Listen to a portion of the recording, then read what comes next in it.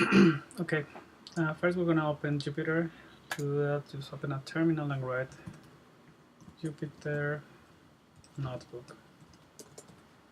That may or may not open a browser. If it does not open a browser, just copy this address and paste it in Google Chrome. So this is what you see first. It's a list of your files in that directory.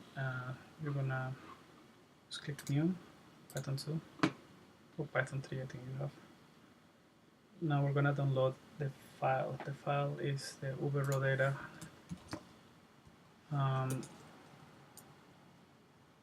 For 2014 in April, so just Google Uber TLC file response, click the first link, then go to Uber trip data and click on the Uber raw data April 14.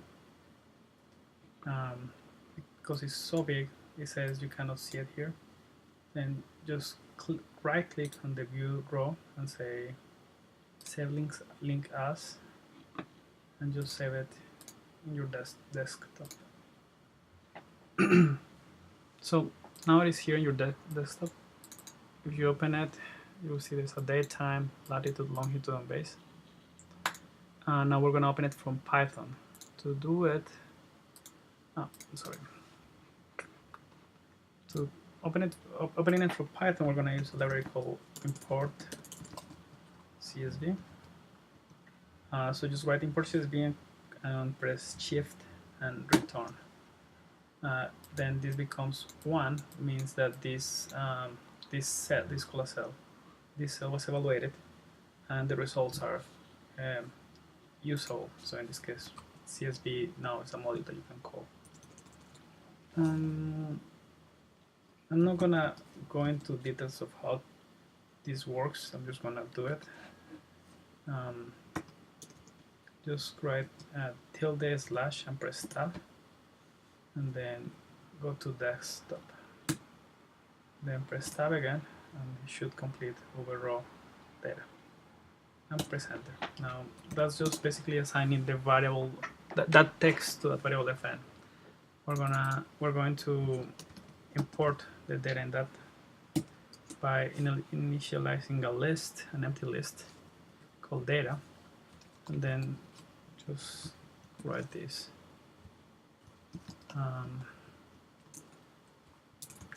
This basically opens the file, and then for record in csv.tip reader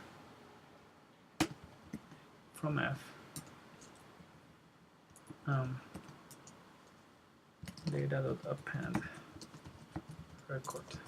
So in this line we're opening the file, then in this line we are iterating over the file records row by row using the CSV library, and then for each one of these records we're going to append to this list. This is the list. So after we run this, we have a list with the data. So we print data. It's gonna be a lot of things. This square bracket means a list. This curly bracket means dictionary. A dictionary allows you to attach values to names of keys. So again, I'm not gonna go too far into that right now. Later we'll go more into it, but basically this is one record. This says this record starts here, ends here, has a key called base. This base value is this, has a key called date time with this value, has a key called latitude with this value, and a key longitude with this value, and there is another record, another record, another record, and this square bracket means it's a list, meaning it's a set, it's like a lot of records, one after another.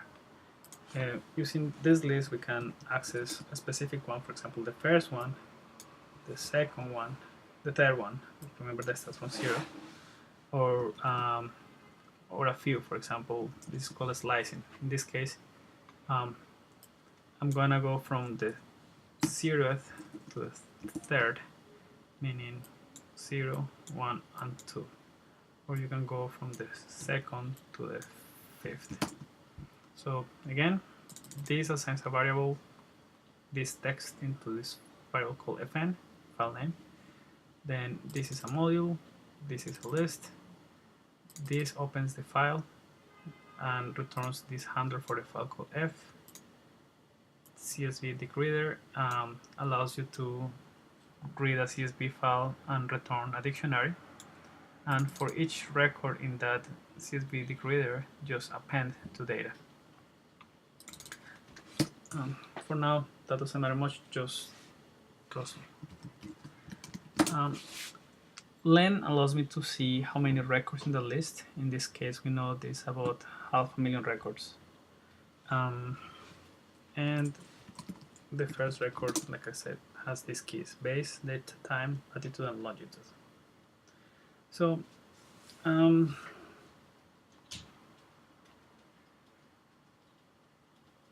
we can now do some simple summaries. For example, this longitude is a negative real number, we call them floats. This latitude is a positive real number, but because we imported them from the CSV reader, he doesn't know the type, so right now this tilde means the thing is a string, so we have to convert it to floats.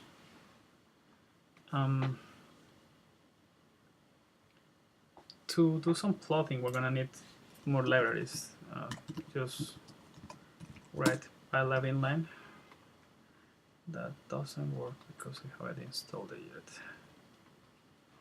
Wow, you won't have this problem.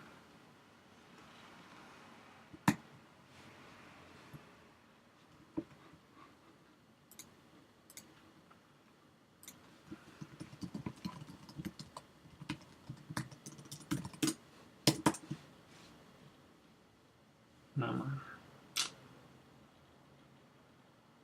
This is annoying. I don't have one library now. I have to install it and start over. You don't have what? One library installed that you do have installed, so I have to install it. So stop it now and just resume from that point. No need to start over. Because I don't have editing software and I don't want to spend much time editing software. Anyway, okay. Forget what you saw. In order to do plotting, you have to write percentage pylab space inline. That allows you to do some simple plotting. Something's wrong.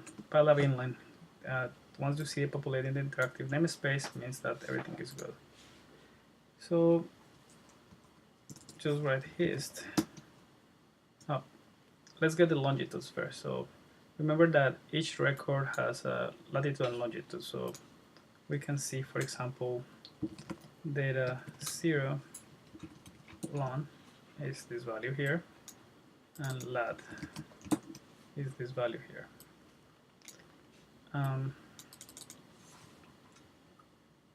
Now I'm going to initialize an array called a list called longitudes, and to do so, basically I'm starting it as an empty one here, and then I'm gonna traverse or iterate over this data list, and I'm gonna plug out the longitude, and I'm gonna add it to this. This looks like this. Record in data. For each record in data, the longitude is equal to record lon, like I showed above, and then longitudes.append lon. When that runs, you're gonna see that these longitudes becomes a list of all the longitudes only. But like I said before, this tilde here means that they are strings, and we need them in as floats. So to do so, we just surround this by parentheses and float, and then you have it. Like longitudes is a bunch of floats. Now, how it does longitudes? I suppose the first 5 are these. Having those longitudes, we can do some simple analysis. Just write hist. Hist is a histogram that was imported from this when you run Pylab inlet that gave you access to this hist. And when you run it, here it is. You can see that most of your longitudes are around 74. However, the resolution is too thick, too coarse, so it's not very useful. Something we can do is just get closer to the actual range that we want. To do so, we add a parameter called range.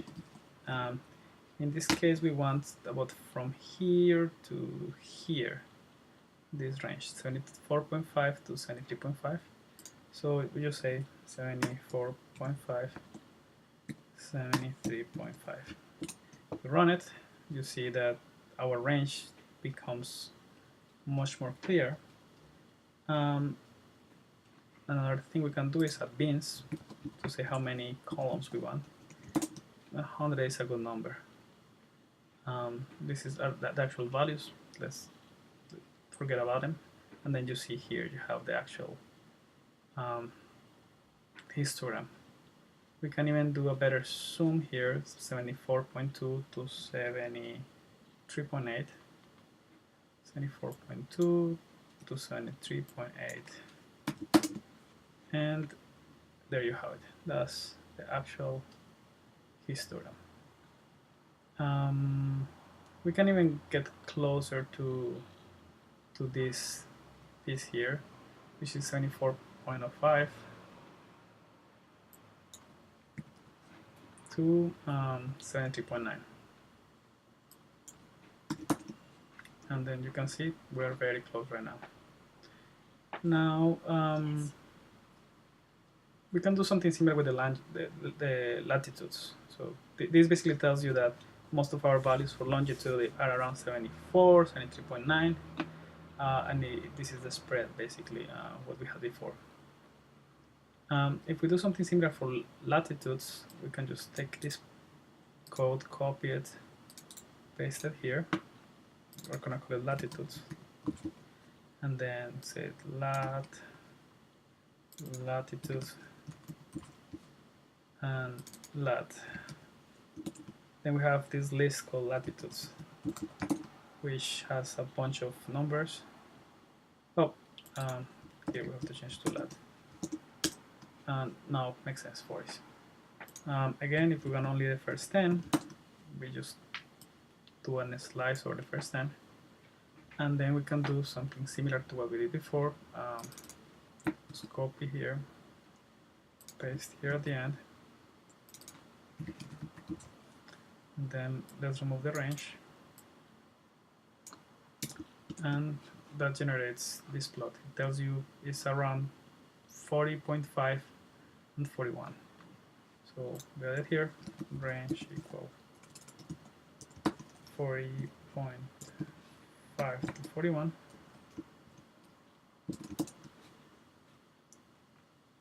And there it is, even 40.6 to 49. So now we know that all the latitudes are between 40.6 and 40.9, and all the longitudes are between negative 74.04 and negative 73.92.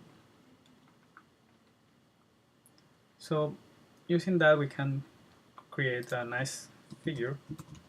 So we just write figure, and we set the size of the figure. So it's the size of the image that we want to render. In this case, I'm going to do it 20 by 20. And then we can plot, actually, let's do it first without that. Plot all the longs, all the lats. Oh, sorry. Longitudes, latitudes. We plot it like this. It'll take a while, and then it shows a number of lines everywhere. That's because it's starting from the first right and trying to plot them everywhere. But if we add a dot, it's gonna use dots instead of lines. So this is how it looks like. Now the issue is that the dots are too big. So just change the marker size to 1, and then that looks better. Let's change a little bit the plot. We're gonna make it a square. To do that, you have to set the size. So we just do that, and that's gonna make it a square of 20 by 20. And then you can see a little bit better here. This is New Jersey, here is Manhattan, here you can see Long Island. Still, if we were able to zoom in a better area, it would be better. But those numbers we got from before, so we know that we have a very good range here for the latitudes, which in this case the latitudes are your y, so y limits are this, and then your x limits that are the longitudes just here. So let's add them there. When you run them, you get this, which is very nice. Now the issue here, it looks a little bit distorted, is because the size in x doesn't match, like the scale in x doesn't match the scale in y. Because here, from here to here, there is 0.5. Well, for here, from here to here, there's almost 0.1. So we can do slightly better if we just use better scale. So, for example, change it to 65 to 40.8, and then from here to 85. And there you have it. Look, that's Manhattan, clearly, and I think it looks really nice. So here all we did is, I think those are the drop-off locations. We just put a dot for each drop-off location in the our dataset, and you have clear Manhattan there. Now let's do some simple data analytics. For example, something simple we can do is let's get the set of the date times. The date times. Remember to create a list, and you say for record in the data, date time is equal to date not record, date slash time,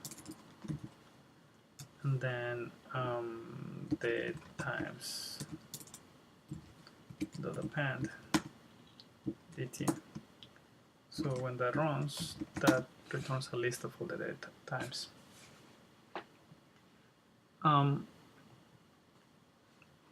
Remember, if this list has 500,000 records, so you don't want to just print it out because it's just too much garbage. If the list is too big, it's just gonna kill your computer. So instead, get used to just printing a few records. In this case, the first 10 records. Now we need to let's try to do let's try to traverse this and get the hour. So if for that you need a little bit of string manipulations in Python. Let's suppose that the date time is this. If we do split by space, that takes this and then splits it into two separate variables and puts them into an array or a list. So you see this is a string. After I run dt.split by space, takes this string, splits it by space, and put the results in an array. This is very convenient for doing parsing of this data. For example, here what we're going to do is we're going to try to get the hour, which is this first thing after the space. So to do so, we do dt.split, then take the first, remember the 0th and first elements. So just take the first element of the list, which is just this one, and then we can do something more even. Let's call this time is equal to this. Then we can print the time. Then we can take that time and split it again by column, right? So now we have the 0, the 1, and the 11, and the 0, 0. And in this case, the hour is just time. This is going to be the 0th element of the list. In this case, is hour. But notice that you have this tildes here, which means there's a string, and we want it to be semantically valid because we want to sum some stuff. So we like to convert that into an integer. To do that, just surrounded by parentheses and put an integer in front, and then hour is that. So I can put all that together here, and then say something like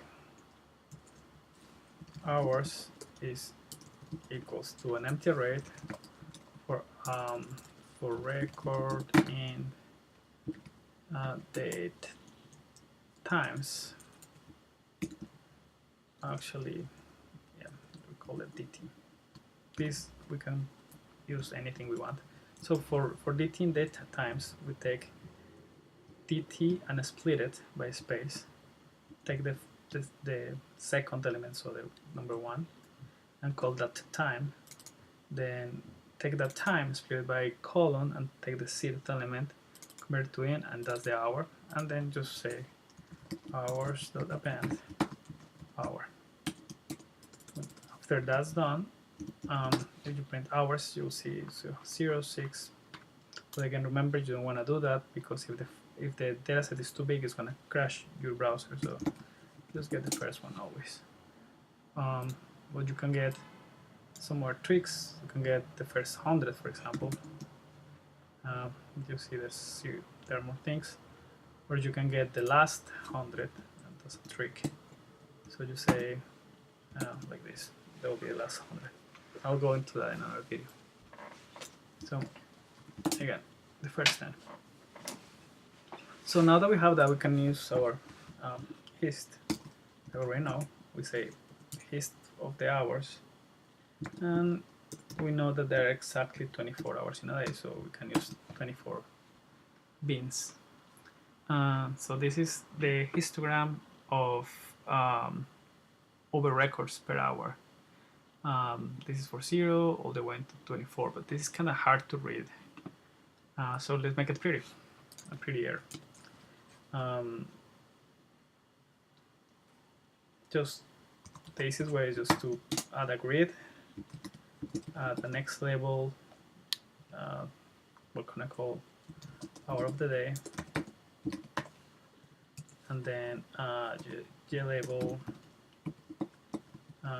frequency of drop off, title histogram of drop offs by hour. And that's a very pretty thing that you can just copy and paste somewhere. That's super easy. Okay, now just to finish, we're gonna do a couple of simple analyses. It's very similar to histograms here, but it's more programmatic. So to do so, we're going to import this library called collections. Collections is a very simple library that allows you to do quick things like, for example, you say hours counter is equal to collections.counter hours, and then when you print it, it's going to tell you the most popular, the count of each one, you see? So it's the equivalent of this histogram. It tells you there are 11,000, like 12,000 at hour 0, Then around 22 at around 8 a.m. there are like 22,000, and that's what you can see here. There is a spike at early morning and a spike after work, and from there, you know, people going to drink and stuff. You can see that people from 0 to 6 to 5 or 5:30, it doesn't go much out. We can use this hours counter to get some nice statistics. For example, hours counter dot most common, and we're gonna ask for the 5 most common, and it's gonna tell you the most common is this 17. So most of the pickups or drop-offs happen at 5 p.m., then at 6 p.m., then at 4 p.m. It's pretty much all around that time, right? We can use these collections counter routine or function to get something even more interesting. For example, collections.counter date times most common, and then the 20 most common days are the first one is here on remember that this is date times that we pick up, so the most common date time that there was a pickup or drop off was July 4th. Then wait, no, this is March 7th. Then there is March 30th, and there's a bunch of March 30th between, you will say, I don't know, 4 and 8 p.m. There was a lot of activity that day. Yeah, there is plenty of activity that day, you see here. So let's try to do that analysis by the date. So let's extract the date. So same, we just initialize a list called dates for date time in date times. We say the date is going to be date time dot split based on space and get the 0th element. Then dates dot append date. After running that, we get the date of each one of the records. Now we can do the same by date. Actually, collections dot counter dates most common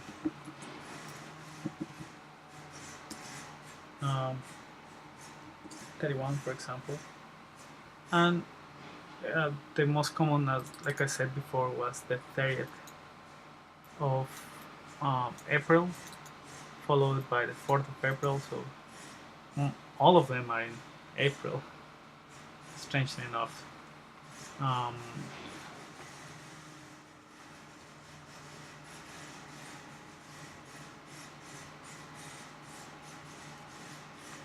So we can take a second.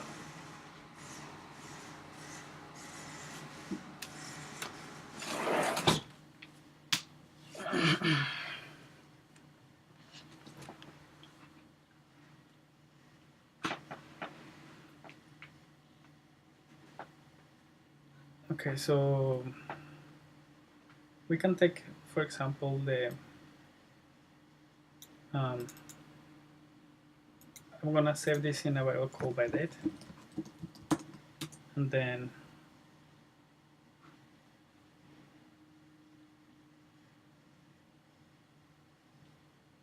I was saying that this is all in April.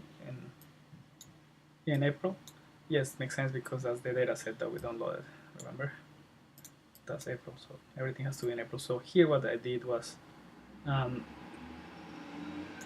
when I do this most common 31, I just organized all the lists by most common.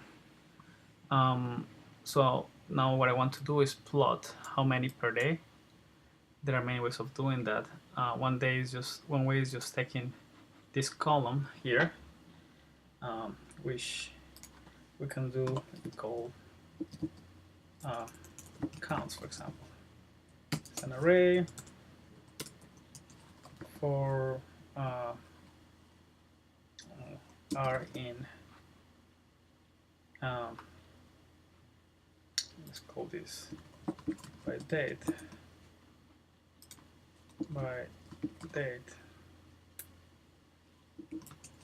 counts dot append record number one.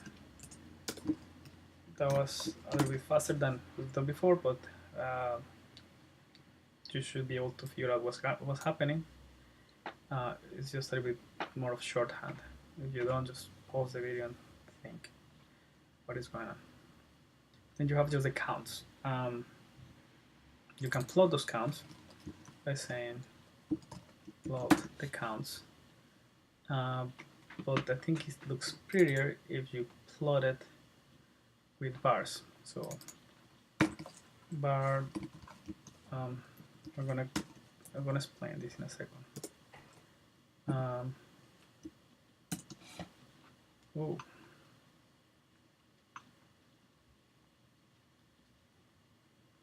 Oh, yeah. There you go.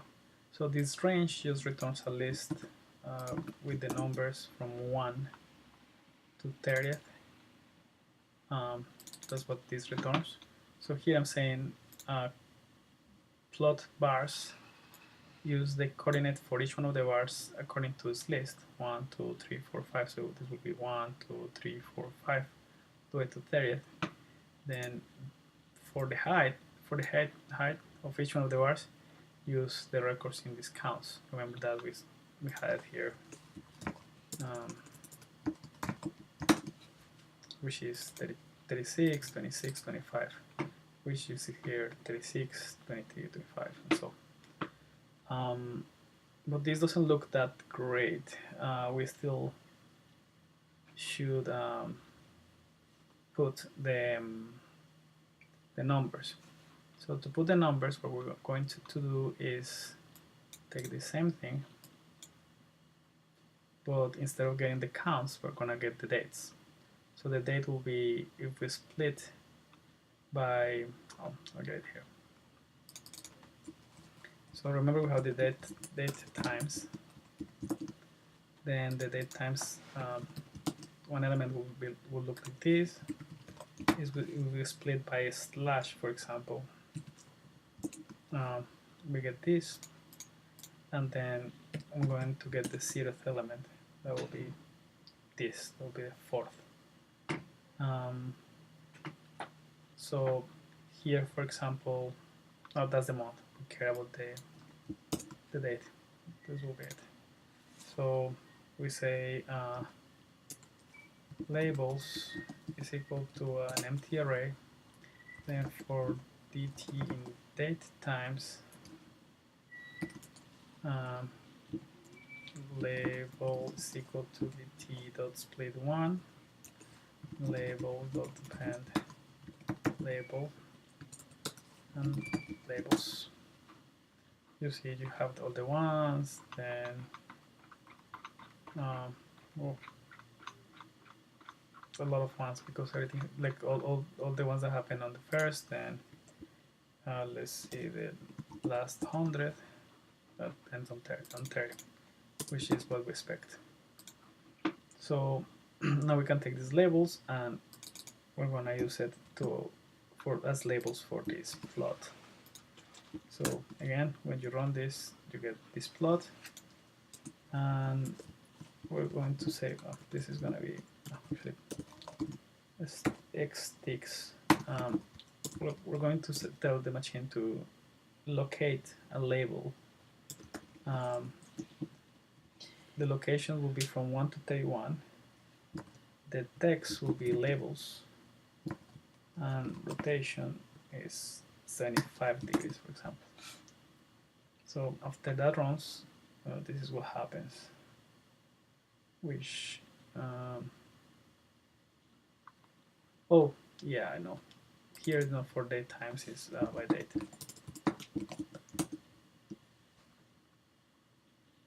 Yeah, okay. Remember that we have with this by date, which is a list of 31 elements when each element is a tuple, meaning 2 elements. So forget about what I had before. The labels is an array, then for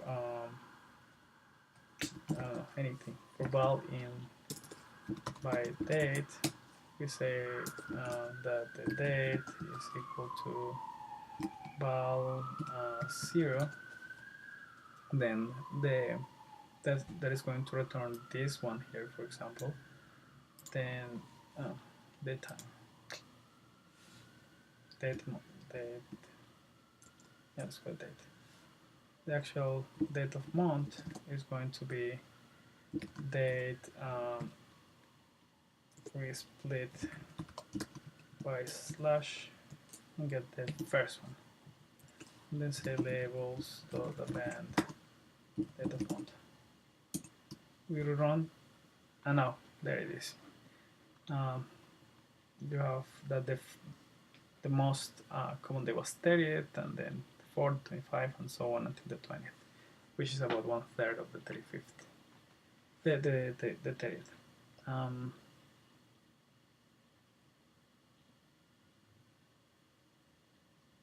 We can also